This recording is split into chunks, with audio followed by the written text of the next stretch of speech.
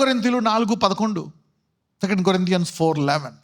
ఏలయనగా యేసు యొక్క జీవము కూడా మా మర్త్య శరీరమునందు ప్రత్యక్షపరచబడినట్లు సజీవులమైన మేము ఎల్లప్పుడూ యేసు నిమిత్తము మరణముకు అప్పగింపబడుచున్నాము.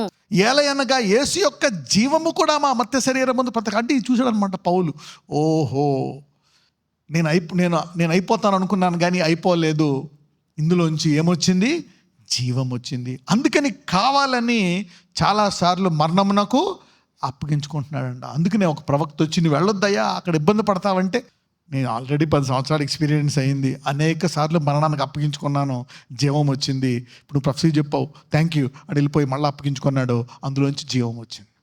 You see in Christ now. అందుకే ఏమంటున్నాడు? Do not faint, for the abundant grace is on the way.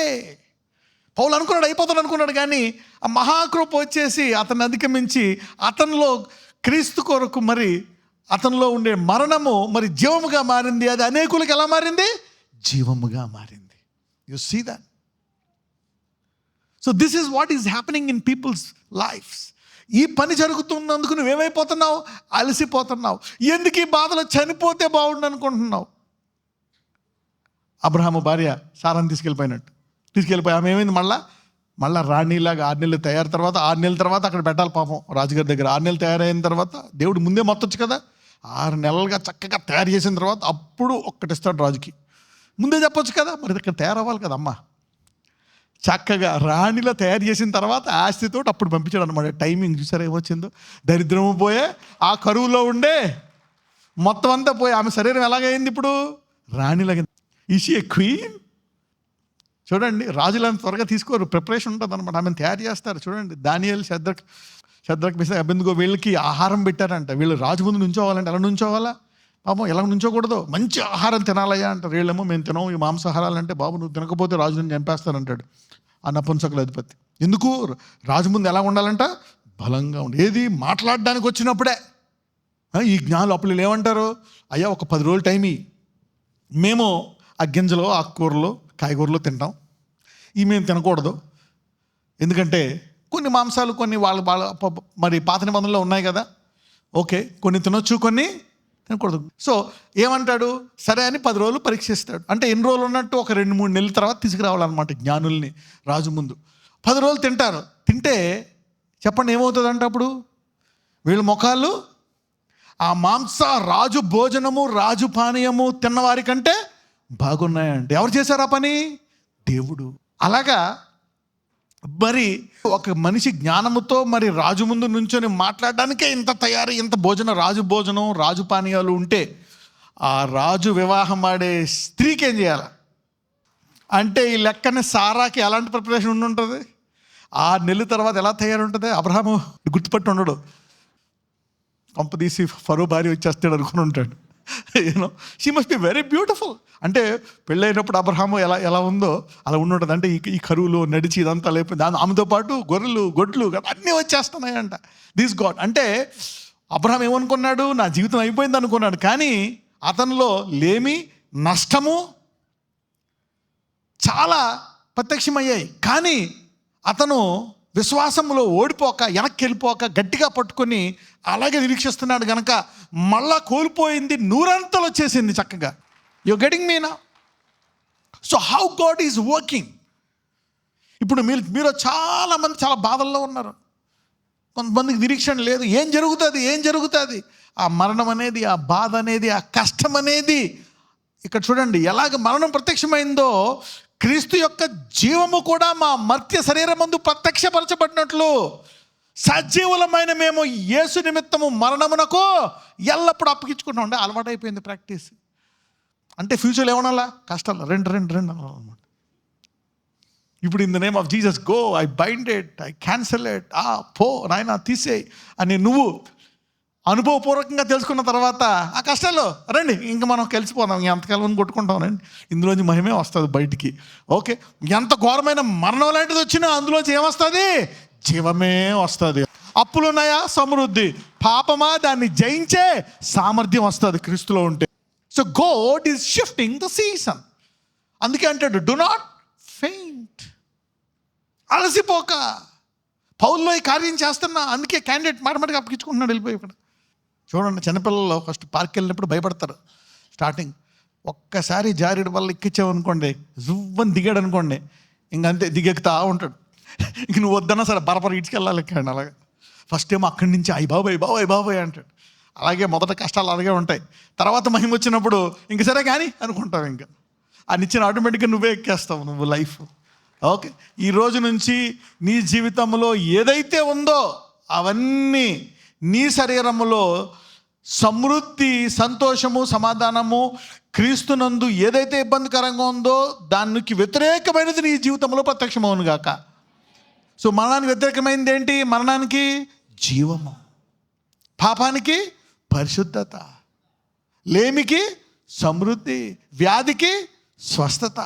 So అందుకే ఏమంటున్నాడు, వీటిలోంచి ఇలాగొస్తుంది. కాబట్టి ఈ కష్టాల విషయమై నువ్వు అలసిపోక, సొమ్మసిల్లక, do not faint. The abundant grace is going to shift that. It's going to shift that. ఇంతకాలమా బ్రదర్, ఇంతకాలమా? జేమ్స్ 1:4. మీరు సంపూర్ణులను అనునాంగులను ఏ విషయములోనైనను కొదవలేని వారునై ఉండునట్లు ఓర్పు తన క్రియను కొనసాగింపనీయుడి. నా వల్ల కావట్లేదు బ్రదర్ ఓర్చుకోవడం, నా వల్ల దేవా తీసుకెళ్ళిపో, ఈ బాధలు తట్టుకోలేకపోతున్నాను. కానీ నీవు ఆ లోపల బాధ ఉంది, కానీ నువ్వు ఓర్చుకోవాలంట. ఓర్పు ఏం చేస్తుందంట? పని చేస్తుందంట. నీ నిరీక్షణ ఏం చేస్తుంది? పని చేస్తుంది. నువ్వు విశ్వాసం పట్టుకున్నావు, ఏం చేస్తుంది విశ్వాసం? పని చేస్తుంది. ఇంకా ప్రార్థిస్తున్నావు నువ్వు, ఇంకా దేవుని సన్నిధికి వెళ్తున్నావు, ఇంకా ఆయన వాక్యం వింటున్నావు, ఇంకా నువ్వు ఆ నీతిని వదలలే. అదేం చేస్తుంది నీ జీవితంలో? పని చేస్తుంది. It is working. నువ్వు కనుక కొంచెం విశ్వాసంతో ఉంటే, కొంచెం నిరీక్షణ కలిగి ఉంటే, ఆ మర్త్య శరీరములో పౌలు ఏమంటాడు? మరణం ఎలా మారిందంట? జీవమ్మగా. ఎల్లప్పుడూ ఎప్పుడెప్పుడు మరణం వచ్చిందో జీవంగా మారుతున్నాడు. అలాగే ఎప్పుడెప్పుడు కష్టం వచ్చిందో అది సాక్ష్యంగా మారుతుంది. అది ఎలా పోతుంది? పైగా వేరుతో పోవునుగాక. ఈ రోజు నుంచి ఇప్పుడు దాకా తరాల నుంచి ఉండే కష్టాలు వేరుతో పోవునుగాక. Let it be uprooted in Jesus mighty name. ఇక్కడ మరణము జీవముగా మారిందంటే కొంచెం మారిందా? పూర్తిగా మారిందా? పూర్తిగా మారింది. It is becoming life and life in abundance. అదే పని చేస్తుంది. ఎలా పని చేస్తుందో తెలియదు నీకు. ఇంతకుముందు పౌలు ప్రార్థన చేసేవాడు, నూనేసి ఉపవాసం ఉండి ప్రార్థన చేసేవాడు, తర్వాత చేతులేసి ప్రార్థన చేసేవాడు. ఆ తర్వాత ఏం చేశాడు? ఒకసారి పౌలుని తీసుకెళ్ళి కొరడాలతో కొట్టారు. అలాగే 2 సార్లు 3 సార్లు కొట్టారంట పౌల్ని. కానీ పౌలు చూసి అమ్మో ఈ మినిస్ట్రీ నేను చేయను, నా వల్ల కాదు అనుకోలేదు. ఏమైంది దాని తర్వాత? ఇందులోంచి ఏం మహిమ వస్తుందా అని కూర్చున్నాడంట పౌలు. అందరూనేమో ఇలా కొట్టేస్తున్నారు, ఆయన ఇంకేం సేల్ చేస్తే ఎందుకే మళ్ళీ వెళ్తావు అక్కడికి, ఇంకో చోటుకి వెళ్ళి అక్కడికే ఎందుకు వెళ్తావు, నువ్వు మాటిమాటికి ఎందుకు అప్పగించుకుంటావు, ఫస్ట్ టైం తిన్నావు, 2 సార్లు తిన్నావు, ఏంటి పౌలు నువ్వు ఎలా తయారయ్యేవేంటి అంటే, ఆగు ఇందులోంచి ఏం మహిమ వస్తుందో అనుకున్నాడు. తన శరీరాన్ని దేంతో కొట్టారు? కొరడాలతో కొట్టారు. సరే తర్వాత ఏమైందంట? పౌలు శరీరానికి ఏ బట్ట అయితే తాకిందో అది తీసుకెళ్ళి వేరే వాళ్ళు తాకితే వాళ్ళలో దయ్యాలు, రోగాలు ఏమవుతున్నాయంట. అందుకనే క్యాండిడేట్ మళ్ళీ వెళ్ళి అప్పగించుకుంటున్నాడంట బాధలకి, కష్టాలకి. మనమేమో కష్టాల నుంచి పారిపోదామా, ఎప్పుడు సుఖం పోతుంటుందా అనుకుంటున్నాం. దావీదు అంటాడు, నా జీవితం అంతా కష్టాలేనాయన, ఏమి అభిషేకమో సమయాలు నూనె పోసాడేమో కానీ నాకు నలిగిపోతున్నాను. మరణానికి నాకు ఎంత ఉందంట దూరం? అడిగే నా బతుకు అభిషేకం ఏం పోసాడో కానీ నువ్వు, మరణానికి నాకు అడిగే ఉంది దూరం. ఇలాగ పోనీ ఏదో 1 రోజో 2 రోజుల, దశాబ్దం పైన. అలాగనే దావీదు చనిపోయాడా? చనిపోలే. తుదకు అతని శత్రువులందరూ చనిపోయారు, దావీదు రాజుగా మిగిలిపోయాడు. ఆ తర్వాత ఇప్పుడు దావీదు జీవముగా మిగిలిపోయాడు. ఎలాగా? యేసుప్రభు వారి పేరేంటి? దావీదు కుమారుడు. ఆ లైఫ్ కేమ్ ఇంటూ హిస్. ఆ అడుగు దూరముతో 10 ఏళ్ళు విశ్వాసాన్ని గట్టిగా పట్టుకున్నందుకు దావీదు ఇప్పుడు జీవించు వాడైపోయాడు. ఎందుకంటే అతని కీర్తనలో రాయబడ్డాయి, వాక్యంలో రాయబడ్డాయి. డేవిడ్ ఈజ్ అలా.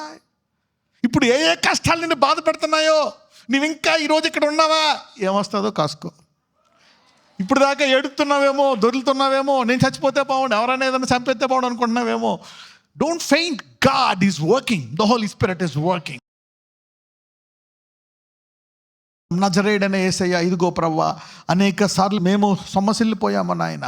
మేము ఆర్థికంగా మేము ఇంక ఎదగవేమో, ఈ బలహీనత నుంచి నేను బయటికి రానేమో, ఈ పాపములోంచి బయటికి రానేమో, ఈ కాడి విరిగిపోదేమో, ఈ శాపం పోదేమో, ఇది జరగదేమో అనుకొని చాలాసార్లు అనేక మంది అనుమానంతో వచ్చారు నాయన. ఈరోజు కొంతమంది ప్రార్థన ఆపేశారు, కొంతమంది బైబిల్ ధ్యానాన్ని ఆపేశారు, కొంతమంది వారి నీతిని పట్టుకోవడం ఆపేశారు, కొంతమంది వారి నిరీక్షణను కోల్పోయారు, కొంతమంది సొమ్మసిల్లిపోయి పడిపోయారు, ఇక జరగదేమో అని.